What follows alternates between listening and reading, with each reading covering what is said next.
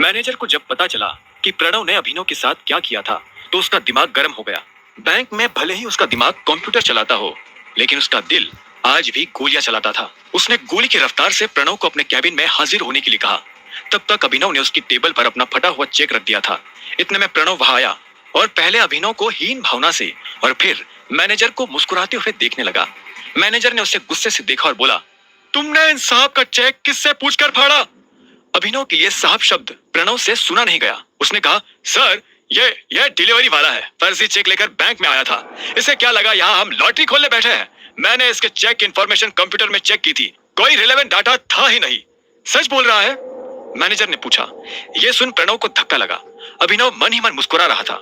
प्रणव ने हिचकिचाते हुए कहा, आपसे झूठ क्यों कहने लगा? तुझे पता है ये डिलीवरी बॉय किसका चेक लेकर आया है? अकरम सर का। क्या? हाँ, तूने इसके साथ जो किया वो ठीक है, लेकिन अकरम सर को अगर पता चला कि तूने उनके चेक का ये हाल किया है, तो वो तेरे साथ क्या करेंगे जानता है ना? मैनेजर ने कहा। अकरम का नाम सुनते ही प्रणव की हालत खराब हो गई थी। इतने में मैनेजर ने कहा, एक काम कर, वो रही टेप और ये रहा चेक, इसका एक एक टुकड़ा जोड़। क्या सर? तुझे नौकरी से निकाल रहा हूं। नहीं सर, मैंने क्या किया? शाबाश, ये तुझे सुनाई दे गया। और इससे पहले जो कहा वो है? मैनेजर ने कहा और अपने दोनों हाथ बांधकर खड़ा हो गया। अभिनव का प्रणव को देख हंसने का मन कर रहा था, पर वो मुश्किल से अपने आप पर काबू करके बैठा था। बलराज ने जब अपना गला साफ किया तो प्रणव घबराया और टेबल पर पड़े चेक के टुकड़ों को देखने लगा। अगर उसे पता होता कि उसे इन्हें फिर से जोड़ना पड़ेगा, तो वो इतना फाड़ता ही नहीं। उस चेक के कम से कम 50 टुकड़े हो गए थे। प्रणव ने मैनेजर की तरफ देखा और हिचकिचाते हुए बोला, सर बैठकर कर सकता हूं क्या? मैनेजर ने नहीं सुनने का नाटक किया। प्रणव समझ गया था आज उसकी क्लास लगने वाली है। उसने टुकड़ों को टेबल पर बिछाना शुरू किया तो मैनेजर ने कहा, अकरम सर का चेक है ये, अच्छी तरह से जोड़ना। 1 घंटे का टाइम दे रहा हूं, गड़बड़ करेगा तो पिछवाड़े पर लात मारकर ऐसा बाहर करूंगा कि दुनिया के किसी बैंक के अंदर जाने लायक नहीं बचेगा, समझे? प्रणव को अकरम के चेक और मैनेजर की भाषा दोनों ने हैरान कर दिया था। उसने घबराते हुए अभिनव को देखा और फिर चेक के टुकड़े जमाना शुरू कर दिया। अभिनव को अंदर ही अंदर महसूस हो रहा था कि वो तो अपनी शिकायत लेकर मैनेजर के पास आया था, लेकिन प्रणव ने ना जाने ऐसे कितने अभिनव के साथ ऐसा गंदा व्यवहार किया होगा। उधर प्रणव को समझ नहीं आ रहा था कि बलराज और उसका मैनेजर एक फटीचर से डिलीवरी बॉय की मदद क्यों कर रहे थे। आखिरकार प्रणव ने चेक को बड़ी मेहनत से जोड़ा और मैनेजर को दे दिया। मैनेजर ने उसे देखा और प्रणव को बाहर जाने का इशारा कर दिया। जैसे ही प्रणव बाहर गया तो मैनेजर ने अंदर से कमरे का दरवाजा लॉक किया और अभिनव के पास आते हुए बोला, टाइगर, तुम इतने सालों से कहाँ थे? पहले ये बताओ कि तुम मेरे पापा से कैसे जुड़े हुए हो? मैं उनकी टीम का हिस्सा हूँ, मैनेजर ने जवाब दिया। इतने में बलराज ने कहा, टाइगर वापस तो आ गया है, लेकिन मोंटी के वापस आने तक किसी को भनक भी नहीं लगनी चाहिए, वरना गेम हो जाएगा। हाँ, बलराज सही कह रहा है टाइगर। साला हम शेरों के बीच एक भेड़िया घुसाया है। वो तुम्हारी और हमारी सारी खबर हमारे दुश्मनों को देने वाला है, इसलिए संभल कर रहना पड़ेगा टाइगर। भेड़िया? तुम्हारा मतलब जासूस? अभिनव ने पूछा। बलराज ने कहा, हाँ, इसके बारे में मोंटी तुम्हें डिटेल में बताएगा, और तब तक गुफा से बाहर आना नहीं, और आओ तो अंधेरे में। इस बीच हमें तुम्हारे पापा यानी हमारे संजय के कातिल का भी पता लगाना है, और साथ ही ये भेड़िया। अभिनव के मन में इन दोनों चीजों से जुड़ा बस एक ही नाम आया, मोंटी। जिस तरह से राणा ने संजय को धोखा दिया था, अभिनव को पूरा भरोसा था कि मोंटी भी अपने बाप के ही नक्शे कदम पर चलेगा। उसे इन लोगों पर तरस आ रहा था जो राणा को अपना सगा मानते थे।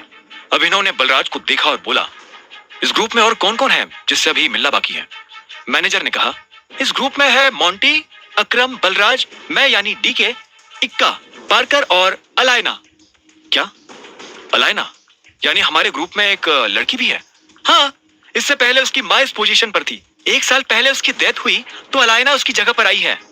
टाइगर, वो लड़की नहीं, आग है, आंधी है, चलता फिरता अंगारा है। मैं अपनी जिंदगी में अलायना जैसी किसी से नहीं मिला। शक्ल, अक्ल और तेवर उसके पास तीनों है। मैं समझा नहीं, अभिनव ने कहा। बलराज उसके पास आया और बोला, जिद्दी, उसके आगे मुझे अपनी जिद कुछ नहीं लगती। कहने को ग्रुप में वो बस एक लड़की है, लेकिन उससे पार पाना हम में से किसी भी मर्द की बस की बात नहीं है। यह सुनते ही अभिनव समझ गया था कि बलराज का इशारा किस तरफ है। अलायना को यह मनवाना कि वो टाइगर है अभिनव के लिए भारी होने वाला था। फिर भी अभिनव को यह चैलेंज लेने में मजा आ रहा था। अभिनव के मन में भी अब अलायना से मिलने की इच्छा बढ़ने लगी थी। इतने में मैनेजर यानी डीके ने कहा, तुम जल्दी से उससे भी मिल लोगे, पर वो तुमसे मिलेगी या नहीं पता नहीं। मुझे नहीं लगता कि टाइगर के लिए उसे मनाना मुश्किल होगा। मैंने जैसा सोचा था यह आदमी वैसा है नहीं। बलराज की ये बात सुन डीके के कान खड़े हो गए। उसने बलराज को देखा और बोला, टाइगर ने तुम्हें रिंग में पटका क्या? यह सुनते ही बलराज जोर से हंसा और उसने हाँ में सिर हिला दिया। उसे देख डीके भी जोर जोर से हंसने लगा। आखिर में डीके ने कहा, तुम्हें कितने पैसों की जरूरत है? मैं दे देता हूँ। चेक मैं अकरम के ऑफिस से रीइश्यू करवा लूंगा। मुझे अभी 1 करोड़ रुपए चाहिए। बचे 49 करोड़ मेरे नए अकाउंट में डलवा देना, अभिनव ने कहा। और ये सुन डीके उसके लिए पैसे लेने चला गया। उसके जाते ही अभिनव बलराज के पास आया और बोला, एक बात बताओ, ये अलायना के बारे में तुम कुछ जानते हो क्या? बलराज ने उसे ऊपर से नीचे तक देखा और बोला, वैसे तो सब कुछ जानता हूँ और वैसे कुछ भी नहीं। मेरा मतलब है, तुम्हें पता है मेरा क्या मतलब है? बस उसे अपनी तरफ से चिढ़ने का या गुस्सा होने का मौका मत देना, और ना ही उसके पीछे कुत्ते की तरह जीभ हिलाना। और जोक तो बिल्कुल मत मारना, वो जोक मारने वाले को जान से मार देती है। बलराज ने कहा और हंसने लगा। इतने में बलराज ने कहा, वैसे अब तुम्हें गाड़ी की जरूरत है। मैं अपने मैनेजर को बोल रहा हूँ, यहाँ से सीधा ग्लोब मोटर्स जाओ, वहां तुम्हारी गाड़ी तुम्हारा इंतजार कर रही है। अभी पैसे मैं भर रहा हूँ, बाद में जब तुम गद्दी संभालोगे तो मुझे डबल दे देना। ये सुनते ही अभिनव जोर जोर से हंसने लगा। उसने बैंक से पैसे लिए बाहर आया और एक टैक्सी बुक करके सीधा ग्लोब मोटर्स के लिए निकल पड़ा। जल्दबाजी में वो बलराज से ये पूछना ही भूल गया था कि बलराज ने उसके लिए कौन सी गाड़ी बुक की थी। जैसे ही वो अंदर गया तो उसने देखा कि शोरूम का मैनेजर दरवाजे पर खड़ा होकर किसी का इंतजार कर रहा था। उसने अभिनव को देखते ही पूछा, अभिनव गढ़वाल? मैं ही हूँ, अभिनव गढ़वाल। ये सुनते ही वहां रिसेप्शन पर खड़ी दोनों लड़कियों के होश उड़ गए, लेकिन मैनेजर को अभिनव को देख कोई झटका नहीं लगा। बलराज ने उसे पहले ही बता दिया था कि अभिनव दिखने में कैसा था। चलिए मेरे साथ, मैनेजर ने कहा और आगे बढ़ने लगा। कुछ देर के बाद अभिनव एक गैरेज में आ गया था। वहां ढेर सारी गाड़ियां खड़ी हुई थी। मैनेजर उसे उसकी गाड़ी के पास लेकर आया। वो एक बहुत ही महंगी सी गाड़ी थी, लेकिन ऊपर से उसे देखने में ऐसा लग रहा था जैसे वो कबाड़ हो। बलराज ने जानबूझकर उसे पुराना करवाया था ताकि कोई भी अभिनव पर उसकी गाड़ी की वजह से शक न करे। पर जब अभिनव ने गाड़ी के अंदर देखा तो उसे बहुत अच्छा महसूस हुआ। मैनेजर ने कहा, मैं गाड़ी के पेपर रेडी करवाता हूँ, आप तब तक गाड़ी देख लीजिए। मैनेजर वहां से निकला और अभिनव ड्राइविंग सीट पर बैठने के लिए बढ़ने लगा, पर इससे पहले कि वो बैठ पाता उसे पीछे से एक आवाज आई, हेलो। ये आवाज एक लड़की की थी। अभिनव को लगा कि जरूर ये वही रिसेप्शन वाली लड़कियों में से कोई एक होगी, लेकिन जब वो पलटा तो हैरान हो गया। वो लड़की और कोई नहीं बल्कि चाहत थी। अभिनव ने चाहत को अनन्या के साथ अकरम की पार्टी में देखा था। चाहत और अनन्या दोस्त थी। हालांकि अभिनव ने वहां उससे कोई बात नहीं की थी, लेकिन वो पार्टी में लगातार अभिनव को ही देखी जा रही थी। उसे पूरा शक था कि अभिनव दुनिया को जो दिखा रहा था असल में वो वैसा नहीं था। वो जिस तरह से अभिनव को देख रही थी उसे बड़ा अजीब लग रहा था। चाहत अभिनव के पास आई और बोली, ये सब क्या हो रहा है अभिनव? ये गाड़ी तुम खरीद रहे हो? तुम कौन हो और यहाँ क्या लेने आई हो? अभिनव ने तनी हुई आवाज में पूछा। चाहत को देख वो अपनी पहचान के लिए अलर्ट हो गया था। चाहत उसके सवाल पर मुस्कुराई और मीठी सी आवाज में बोली, मैं चाहत हूँ, तुम्हारी बीवी की दोस्त, और ये सवाल तो मुझे तुमसे करना चाहिए। तुम यहाँ गाड़ी खरीदने कैसे आ सकते हो? अनन्या ने तो मुझे बताया था कि तुम गरीब हो। हाँ, मैं गरीब ही हूँ। ये गाड़ी तो मैं अपने बॉस के लिए लेने आया हूँ। चाहत ने उसे कुछ पल के लिए देखा और बोली, पक्का? झूठ तो नहीं बोल रहे हो? मैं तुमसे झूठ क्यों बोलूंगा? पता नहीं, एक काम करती हूँ, मैं अनन्या को भी यहाँ बुला लेती हूँ। दूसरे की सही, पर जब वो तुम्हें गाड़ी में देखेगी तो खुश हो जाएगी। नहीं, उसे बुलाने की क्या जरूरत है? क्यों बेकार में उसे परेशान करती हो तुम बताओ ना, मैं तुम्हारे लिए क्या कर सकता हूँ? ये सुनते ही चाहत के चेहरे पर मुस्कान आ गई। उसने कहा, मुझे चाहिए ट्रीट। क्या तुम मुझे ट्रीट पर लेकर नहीं चलोगे? देखो, मैं तुम्हारी बीवी की दोस्त हूँ और मुझे नहीं लगता कि तुम्हें मुझे मना करना चाहिए। इससे पहले कि अभिनव उसकी बात का कोई जवाब दे पाता, चाहत ने गाड़ी का दरवाजा खोला और वो पैसेंजर सीट पर जाकर बैठ गई। ठीक इसी वक्त मैनेजर डॉक्यूमेंट्स लेकर आया और उसने डॉक्यूमेंट्स अभिनव को दे दिए। अभिनव भी ड्राइविंग सीट पर बैठ गया। उसे पता था कि चाहत खुद एक रईस परिवार से आती थी। ऐसे में वो उसे अकरम के एक होटल में ले जाने वाला था। चाहत पूरे रास्ते रह रहकर अभिनव को देख रही थी। अभिनव को समझ नहीं आ रहा था कि वो उससे चाहती क्या है। जैसे ही अभिनव की गाड़ी अकरम के होटल के नीचे पार्क हुई तो अभिनव का फोन बज उठा। उसने देखा अकरम का फोन था। हेलो, क्या हुआ टाइगर, सब ठीक? मैंने देखा तुम्हारी गाड़ी मेरे ऑफिस के नीचे आई है। उधर से अकरम ने पूछा। हाँ, वो मैं होटल में किसी के साथ लंच के लिए आया था। हाँ, वो तो मैं देख ही रहा हूँ। जरा ऊपर आओ। मैं तुम्हें अपना वीआईपी कार्ड दे देता हूँ ताकि तुम दोनों को वीआईपी ट्रीटमेंट मिले। अकरम ने मुस्कुराते हुए कहा। अभिनव ने फोन रखा और पलटा तो पाया कि चाहत उसके पीछे खड़ी थी। चले? हाँ। नहीं, तुम एक मिनट यही रुको, मुझे थोड़ा काम है, मैं वो निपटा कर आता हूँ, अभिनव ने कहा। और इससे पहले कि चाहत कुछ कहती, अभिनव वहां से निकल गया। चाहत उसे जाते हुए देख रही थी। वो अच्छी तरह से जानती थी कि ये अकरम का ऑफिस है, लेकिन अभिनव वहां क्या करने जा रहा था और उसे किसने फोन कर ऊपर बुलाया था। चाहत को अभिनव पर शक हो रहा था। अब आगे क्या होने वाला था? क्या चाहत को अभिनव की असली पहचान के बारे में पता चल जाएगा? और क्या थे चाहत के इरादे? जानने के लिए सुनते रहिए द रिटर्न ऑफ टाइगर। के चाहत को ढूंढने लगी। उसने देखा कि चाहत होटल के बाहर शेड में खड़ी थी। अभिनव उसके पास पहुंचा तो चाहत उसे ऊपर से नीचे तक देखने लगी। अभिनव ने उससे कहा, चले। दोनों होटल के अंदर दाखिल हो गए और एक टेबल पर जाकर बैठ गए। अभिनव जानबूझकर चाहत से नजर नहीं मिला रहा था। वही चाहत उसे लगातार देखती जा रही थी। क्या हुआ, सब ठीक है? हाँ। अच्छा, वैसे तुम इस ऑफिस में काम करते हो क्या? मुझे लगता है कि हमें कुछ ऑर्डर कर देना चाहिए, मुझे तो बहुत भूख लग रही है, अभिनव ने चाहत के सवाल को टालते हुए कहा। चाहत ने उसे देखा और एक पल के बाद बोली, तुम मुझसे कुछ छुपाने की कोशिश कर रहे हो क्या? क्या? मैं तुमसे क्यों कुछ छुपाने लगा? चाहत इस बात का जवाब देने वाली थी। बात उसकी जुबान पर आ ही गई थी कि इतने में वेटर उन दोनों की बातों के बीच खलल डालने के लिए आ गया। अभिनव और चाहत ने वेटर को ऑर्डर दिया और वेटर वहां से निकल गया। लेकिन चाहत अपना सवाल भूली नहीं थी। उसने बात को घुमाते हुए पूछा, तो तुम क्या करते हो? मैं एके प्राइवेट लिमिटेड में एक छोटी सी नौकरी करता हूँ। अच्छा, ये तो अकरम जी की कंपनी है ना? अभिनव ने जवाब में हाँ में सिर हिला दिया। इससे पहले कि चाहत आगे कोई सवाल करती, इतने में एक लड़का चाहत के बगल में आकर खड़ा हुआ और बोला, हेलो गॉर्जस। चाहत ने पलटकर देखा तो पाया कि एक सुंदर सा लड़का फॉर्मल्स पहनकर उसके पास खड़ा था। जैसे उसकी नजर चाहत से मिली तो उसने कहा, यू आर सो ब्यूटीफुल। मैं आना तो नहीं चाहता था, लेकिन मेरा मन नहीं माना। क्या मैं तुम्हें एक बढ़िया सी ट्रीट ऑफर कर सकता हूँ? उस लड़के ने कहा। उसकी आंखों में एक शरारत भरी मुस्कान नजर आ रही थी। चाहत उसकी नीयत समझ चुकी थी और अभिनव को भी ये समझ आ गया था कि वो किस नीयत के साथ यहाँ खड़ा था। ऐसे में उसने भी लड़के को टालने के लिए गंभीरता से कहा, तुम्हें नजर नहीं आ रहा? वो पहले ही मेरे साथ डेट पर है।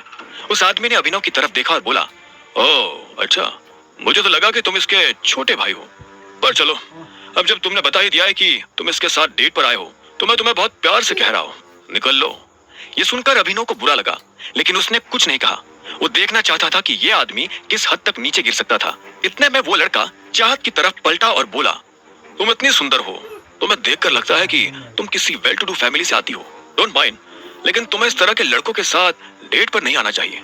Standard is important, right? तुझसे किसी ने कहा ज्ञान देने को? अभिनव ने बीच में आते हुए कहा। उस लड़के ने अभिनव को घूरते हुए देखा और फिर से चाहत की तरफ देखकर बोला, तुम प्लीज मेरे साथ आओ, ट्रस्ट मी, मैं तुम्हें कोई प्रॉब्लम नहीं होने दूंगा। वैसे भी you don't deserve to be with such down market boys, जिनके बापू ने उन्हें पैदा कर करके छोड़ दिया हो। साले! अभिनव से इस बार रहा नहीं गया। उस लड़के ने अपनी हद पार कर दी थी। जैसे वो अभिनव के बाप पर गया तो इतने में अभिनव अपनी जगह पर खड़ा हुआ और उसने उस लड़के का कॉलर पकड़ लिया। अरे अरे, ये क्या हो रहा है? अरे ये क्या कर रहे हो? छोड़ो उसे। हर कोई अभिनव की इस हरकत को देखकर हैरान हो गया, लेकिन अभिनव को किसी की बातों से फर्क नहीं पड़ रहा था। वो अपने बाप के बारे में एक शब्द भी नहीं सुन सकता था। उसने ना सिर्फ उस लड़के को कॉलर से पकड़ा, बल्कि उसे घसीटकर दूर लाया और उसकी नाक पर एक जोरदार मुक्का मार दिया। क्या कहा तूने? मेरे बाप ने मुझे पैदा करके छोड़ दिया, यही सिखाया तुझे तेरे बाप ने? यही सिखाया है? अभिनव ने ये कहा और उस आदमी को दनादन पीटना शुरू कर दिया। वो लड़का जो अभी तक अभिनव को तेवर दिखा रहा था, अब उसके मुंह से शब्द नहीं निकल रहे थे। उसकी आंखों में डर साफ नजर आ रहा था। उसके मुंह से खून निकलकर उसके कपड़ों पर गिरने लगा था, लेकिन अभिनव का हाथ रुकने का नाम ही नहीं ले रहा था। वो उसे मारता जा रहा था। चाहत भी अभिनव का ये रूप देखकर घबरा गई थी। अरे उसे मार ही डालोगे क्या? इतने में भीड़ में से कुछ लोगों की आवाजें आई। अभिनव को भी एहसास हुआ कि उसने लड़के को कुछ ज्यादा ही पीट दिया था। ऐसे में उसने हाफते हुए उसे छोड़ दिया। वो लड़का खड़े रहने लायक भी नहीं बचा था। अभिनव को जब होश आया तो उसने उस लड़के को ऊपर से नीचे तक देखा तो उसे बहुत बुरा लगा। वो ऐसा कुछ करना नहीं चाहता था, लेकिन अगर वो ये नहीं करता तो वो लड़का चाहत को परेशान करता रहता। अभिनव पलटा और चाहत को देखने लगा। चाहत दूर खड़ी होकर मुस्कुरा रही थी। उसकी मुस्कान में अभिनव को एक तरह की शांति नजर आ रही थी। अब उसे डर नहीं लग रहा था। तभी अभिनव के कंधे पर पीछे से एक हाथ आया और उसने अभिनव के कंधे को कसकर पकड़ लिया। अभिनव ने पलटकर देखा तो पाया कि वही लड़का उसे मारने के लिए खड़ा था, पर इससे पहले कि वो अभिनव पर हाथ उठाता, अभिनव ने उसे कोहनी से झटका दिया और वो नीचे गिर गया। हर कोई अभिनव के फोटो खींच रहे थे, उसकी वीडियो बना रहे थे। अभिनव को ये देख अच्छा नहीं लग रहा था, उसे ये सब अजीब लग रहा था। वो यहाँ से निकल जाना चाहता था, पर इससे पहले कि वो निकल पाता, इतने में पीछे से आवाज आई। क्या हो रहा है यहाँ? ये कोई मछली बाजार नहीं है, एक रेप्यूटेड होटल है। ये आवाज और किसी की नहीं, बल्कि होटल के मैनेजर की थी। होटल की ऐसी हालत देखकर मैनेजर का दिमाग खराब हो गया था। इससे पहले कि अभिनव उसे अपनी तरफ से कुछ समझा पाता, वो मार खाया हुआ लड़का गिड़गिड़ाते हुए मैनेजर के पास आया और रोते हुए बोला, इस आदमी ने देखो मुझे कितना मारा है, इसने मेरी नाक तोड़ दी, ये देखो। मैनेजर ने पहले उस आदमी को देखा और उसके बाद अभिनव को देखने लगा। बाकी लोग भी अभिनव को देख रहे थे। इससे पहले कि अभिनव अपनी तरफ से कुछ कह पाता, मैनेजर बोला, तुम्हारी हिम्मत कैसे हुई हमारे वीआईपी कस्टमर के ऊपर हाथ उठाने की? क्योंकि इस आदमी ने हम लोगों को परेशान किया। मैं इसे मुंह नहीं लगाना चाहता था, फिर भी ये मेरे बारे में भला बुरा कह रहा था और इसने मेरे पिता के बारे में भी उल्टा सीधा कहा था। बस इतनी सी बात पे तुमने इनके साथ इतना कुछ कर दिया। अभी के अभी माफी मांगो इनसे। मैं इससे माफी मांगू? इससे कहो कि ये मुझसे माफी मांगे। साले चुपचाप माफी मांग। तू जानता नहीं मैं कौन हूँ। बिना माफी मांगे मैं तुझे इस होटल से बाहर भी नहीं निकलने दूंगा। उस आदमी ने कहा जिसे अभिनव ने मारा था। मामला बिगड़ता जा रहा था। अब इससे पहले की बात आगे बढ़ती, चाहत बीच में आई और बोली, एक्चुअली गलती अभिनव की नहीं है, इस आदमी की है। इसने मुझे छेड़ने की कोशिश की। ये मुझसे गलत तरीके से बात कर रहा था। मैं और अभिनव साथ में लंच पर आए थे, पर ये आदमी। चाहत ने सारी बात मैनेजर और आसपास खड़े लोगों को बता दी। मैनेजर ने पलटकर उस लड़के को देखा और बोला, क्या ये सही है? उस लड़के ने कोई जवाब नहीं दिया। ऐसे में मैनेजर फिर से चाहत की तरफ पलटा और बोला, जो भी हो मैडम, पर इसे माफी तो मांगनी पड़ेगी। अभिनव समझ गया था कि मैनेजर उससे ऐसे क्यों बात कर रहा था। असल में वो अभिनव को उसके कपड़ों से जज कर रहा था। जब अभिनव को लगा कि उसके पास और कोई रास्ता नहीं है, तो उसने अपनी जेब से अकरम का कार्ड निकाला और मैनेजर की तरफ बढ़ाते हुए बोला, तुम्हें पता है मुझे ये कार्ड किसने दिया है? इस पर लिखा नाम पढ़ लो, उसके बाद तुम्हें समझ में आ जाएगा कि निष्पक्ष फैसला कैसे किया जाता है। हाँ, यह सही कह रहा है। भीड़ में से किसी ने अभिनव की बात का समर्थन करते हुए कहा। मैनेजर ने अभिनव से कार्ड लिया और उसे ध्यान से देखने लगा। जैसे उसने कार्ड पर लिखा नाम पढ़ा तो उसकी आंखें फटी की फटी रह गई। वो पहले कार्ड को और बाद में अभिनव को देखे जा रहा था। अगर अभिनव के पास अकरम का कार्ड था तो वो समझ गया था कि अभिनव अकरम का खास है। उसने अभिनव से कुछ बोलने की कोशिश भी की, लेकिन उसका मुंह ही नहीं खुल रहा था। अगर अकरम को इस बारे में पता चल जाता तो उसकी नौकरी जा सकती थी। जब अभिनव ने देखा कि मैनेजर के पास कुछ भी कहने को नहीं बचा है, तो उसने उस लड़के की तरफ देखकर कहा, और तू लड़कियों से बात करने से पहले अपनी माँ के पास जा और उनसे सीख कि लड़कियों की इज्जत कैसे की जाती है। इतना कहते ही अभिनव ने चाहत को अपने साथ लिया और वहां से निकल गया। दोनों गाड़ी में आकर बैठ गए थे, लेकिन कोई किसी से बात नहीं कर रहा था। जो कुछ भी हुआ उसके बाद अभिनव ये तो जानना चाहता था कि आखिर चाहत के दिमाग में क्या चल रहा था, लेकिन वो आगे से पूछकर उसे शक करने का मौका नहीं देना चाहता था। चाहत उसकी पहचान जानने के लिए हाथ धोकर उसके पीछे पड़ी हुई थी। अगर वो उसे जरा सा मौका दे देता तो वो लपकने में देर नहीं करती। अब अभिनव को भूख लग रही थी, लेकिन वो चाहत से खाने के बारे में भी बात नहीं कर सकता था। वैसे भी उसे भूखे रहने की आदत थी। बचपन से वो दिन में सिर्फ 2 बार खाता था। उसने कई शामें तो बिना खाए भी गुजारी थी। पैसे आ जाने से अभिनव ने अपनी आदतें नहीं बदली थी। इधर चाहत भी बार बार उसे देख रही थी और जब उससे रहा नहीं गया तो उसने पूछा, तुम ठीक हो? हाँ सॉरी, मैंने तुम्हारा मूड और तुम्हारा लंच दोनों खराब कर दिए। तुम चाहो तो हम कहीं और चलकर खा सकते हैं। ठीक है, मुझे कोई दिक्कत नहीं, मैं पूरे दिन फ्री हूँ। अभिनव ने उसकी बात सुनी और गाड़ी दूसरे होटल की तरफ मोड़ दी। कुछ देर के बाद उसने गाड़ी एक होटल के बाहर लगा दी। चाहत नीचे उतरी और उस होटल की तरफ देखने लगी। अभिनव ने ऊपर लगा बोर्ड देखा और उसके बाद चाहत के साथ अंदर दाखिल हो गया। अभिनव जानता था कि यह होटल दिक्पाल का था। दिक्पाल होटल के साथ साथ बहुत बड़ा माफिया ग्रुप भी चलाता था। जैसे माफिया वर्ल्ड में टाइगर का नाम बड़ा था, वैसे ही दिक्पाल का नाम भी काफी बड़ा था। जितनी दौलत और धंधे टाइगर के पास थे, उतने ही दिक्पाल के पास भी थे। कई मामलों में वो एक दूसरे के दुश्मन थे। अभिनव को ऐसा आभास हो रहा था कि शायद यहाँ उसकी दिक्पाल से मुलाकात हो सकती है। तो तुमने डिसाइड कर लिया है कि तुम मुझे अपने बारे में कुछ नहीं बताने वाले? अभिनव के मन में जब ये सारे ख्याल चल रहे थे, तभी चाहत ने कहा। दोनों एक टेबल पर आकर बैठ चुके थे और वाइन पी रहे थे। अभिनव ने भोला बनते हुए पूछा, किस बारे में? असल में वो समझ गया था कि चाहत के मन में यह शक की सुई क्यों घूम रही थी। उस दिन पार्टी में जब अकरम अभिनव को अलग से अपने साथ ले गया था, तब बाकी लोगों ने तो ये मान लिया था कि वो उसके ड्राइवर का बेटा था, लेकिन ये बात चाहत के गले नहीं उतर रही थी। उसने कहा, कमाल है, तुमसे तो मैं तुम्हारे बारे में ही पूछूंगी ना। मेरे बारे में मेरे पास बताने लायक कुछ नहीं है, अभिनव ने कहा और चाहत से बचने के लिए इधर उधर देखने लगा। तभी उसकी नजर कुछ लोगों पर पड़ी जो आपस में काफी गंभीर बातें कर रहे थे। उनमें से एक आदमी ने कहा, इस टाइम दिग्पाल बॉस का डंका सिर्फ गुड़गांव में ही नहीं, पूरे इंडिया में बज रहा है। हाँ, मार्केट से जैसे ही टाइगर गायब हुआ, वैसे ही टाइगर का नाम भी गायब हो गया। ये सुनते ही अभिनव पलटकर उस आदमी को देखने लगा जो ये बात कर रहा था। उसे समझ नहीं आ रहा था कि आखिर वो टाइगर के बारे में इस तरह की बातें क्यों कर रहे थे। बताओ ना अभिनव, तुम मुझसे क्या छुपा रहे हो? चाहत ने पूछा।